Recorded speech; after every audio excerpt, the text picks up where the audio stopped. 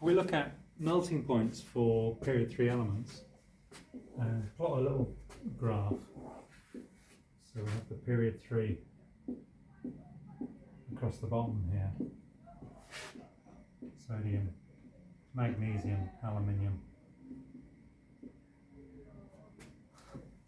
It's good to get the elements in the right order. Silicon, phosphorus, sulfur, chlorine, argon, and Gauss square. And the melting point up here.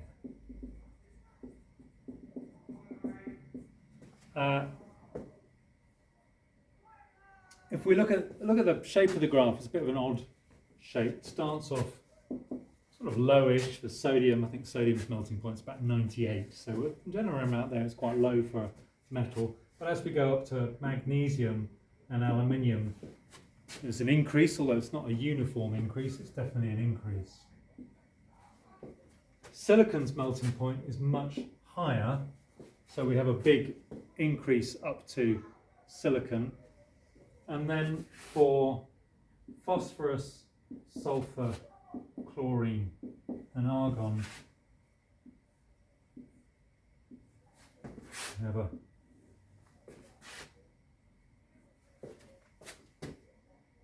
kind of shape like that. Okay, so what's going on here? Well, there's several things going on, and in order to understand the melting points, we need to understand the structure and the bonding of all the different elements. So sodium, magnesium, and aluminium are all metals.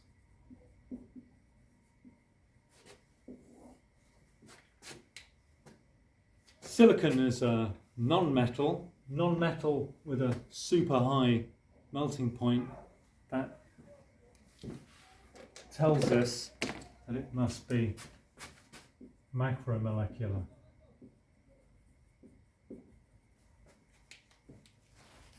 And then phosphorus, sulfur, chlorine, and argon are all low melting points, tells us that they must be molecular. Okay, so we've got the metals over here. Why do we see an increase from sodium to magnesium to aluminium? So let's deal with that first. Let's just put this over here. So sodium to magnesium to aluminium, increase in melting point. Well, as we said, sodium, magnesium, and aluminium are all metals. What is it that holds metals together? We just do a quick reminder of metal structure. The atoms are all the same size, so they have this nice close packed structure. Metal atoms are all able to lose electrons, so the electrons kind of become loosely arranged, randomly arranged around the metals. We say they are delocalized. And as a result of losing electrons, the metal atoms all become metal ions. So we have the metal ions surrounded by the sea of delocalized electrons and held together by the electrostatic charges between the negative electrons and the positive ions. So why has aluminium got such a high melting point compared with sodium? Well, aluminium's in group 3. So aluminium is able to lose 3 electrons, where sodium's only got 1 to lose. In addition, the ions that aluminium forms are 3+ ions compared with sodium's 1+ ions.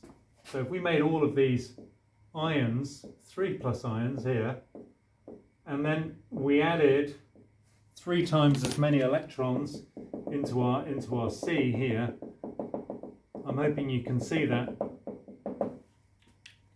the attraction is going to get stronger. So for aluminium, there's a stronger attraction between the higher charge of the aluminium ion and more delocalized electrons. And magnesium, of course, is somewhere between the two.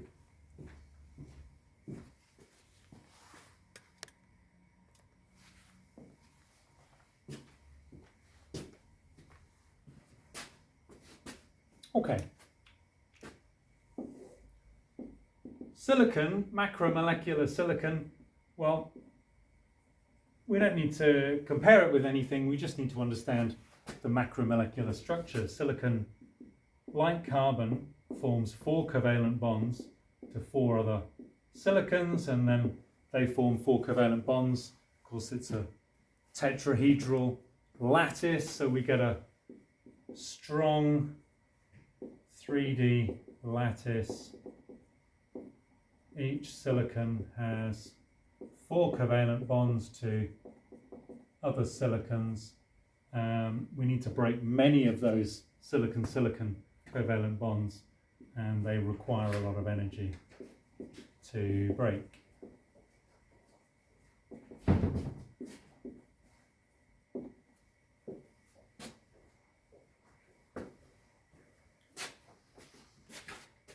So that explains why silicon's up there. That leaves us with phosphorus, sulfur, chlorine and argon. Now, all molecular substances have relatively low melting points and boiling points. That's because between one molecule and the next, whatever the molecule is, we've just got those weak intermolecular forces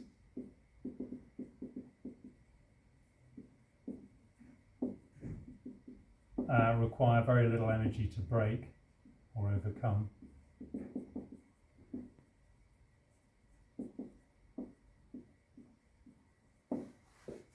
So that explains why all of those 4 are low, but why the interesting shape? Well, if we look at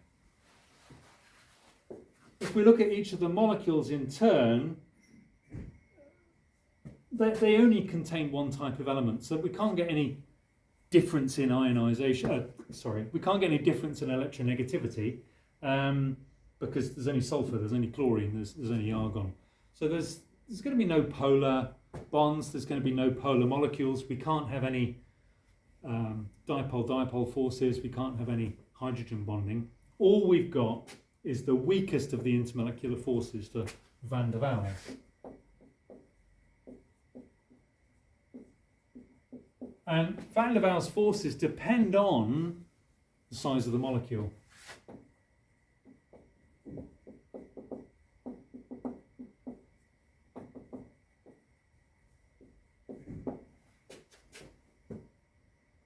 So what's going on here in terms of the molecular size? I mean, we might know that chlorines, of course, go around in pairs, Cl2 molecules. Argons, well, argon doesn't bond with anything, even itself. So argon atoms essentially go around on their own. The molecule consists of one atom, if you like. But what about phosphorus and sulfur? Well, phosphorus, interestingly, goes around in groups of 4. Each phosphorus atom, like nitrogen, it's in group 5, can form 3 bonds. So it forms 3 bonds to 3 other phosphorus atoms, and so do the other phosphorus atoms. So they form these neat little tetrahedra of P4, and sulfur forms these elegant rings of sulfur molecules, look a bit like that. So you've got, not quite so bent, you have 8 atoms in a sort of pretty little crown shape, these S8 ring molecules. And that means that in terms of molecular size, well, the sulfur is the largest, and then phosphorus, and then chlorine, and then argon. And that's reflected in the melting point. So S8, the sulfur molecule, has the highest melting point, then phosphorus, then chlorine, then argon. The reason for that, by the way, the reason that molecular size increases the melting point for van der Waals forces is if you've got a molecule, the electrons can move around that molecule randomly and can create an instantaneous dipole just for a fraction of a second. And if the electrons happen to be down one end for a moment, then that end would be very slightly negatively charged and the other end would be positively charged. And if it bumps into another atom at the same time or another molecule, then that positive charge would pull the electrons down, so we get an induced dipole in this molecule over here. And that's just enough, assuming it's pretty cool, that's just enough attraction to pull the two molecules together and hold them together. If you have a larger molecule, well, then you've got more electrons, and more electrons means that the instantaneous and the induced dipoles can be bigger. So more electrons, the bigger the molecule, the stronger the van der Waals forces. So we see a direct correlation between the size of the molecule or the number of electrons in the molecule and its melting point or boiling point. All right.